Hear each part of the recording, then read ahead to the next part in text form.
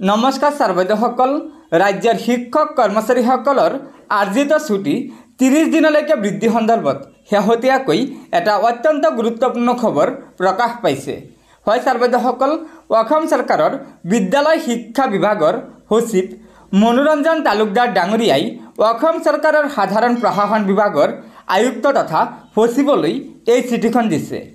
চিঠিখনৰ বিষয় আছে চাব, শিক্ষক কৰ্মচাৰীসকলৰ আৰ্জিত ছুটি 30 দিনলৈকে বৃদ্ধিৰ সৈতে জড়িত শুনানি।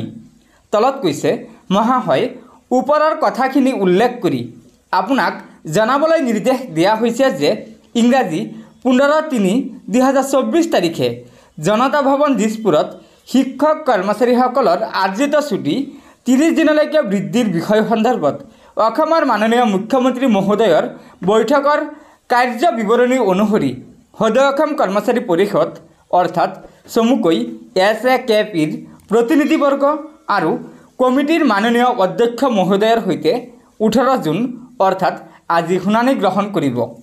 গতিকে ছাৰবাইদেউসকল, আপোনালোকে নিশ্চয় জানিব পাৰিলে যে আজি সদৌ অসম কৰ্মচাৰী পৰিষদ আৰু অসম চৰকাৰৰ সাধাৰণ প্ৰশাসন বিভাগৰ সচিব শ্ৰী M মণিভান্নান ডাঙৰীয়াৰ সৈতে আলোচনা আছে আৰু আশা কৰা হৈছে যে এই আলোচনাৰ মাধ্যমেৰে শিক্ষক কৰ্মচাৰীসকলৰ আৰ্জিত ছুটি 30 দিনলৈকে বৃদ্ধিৰ যি দাবী আছে সেয়া অতি শীঘ্ৰে পূৰণ হ'ব।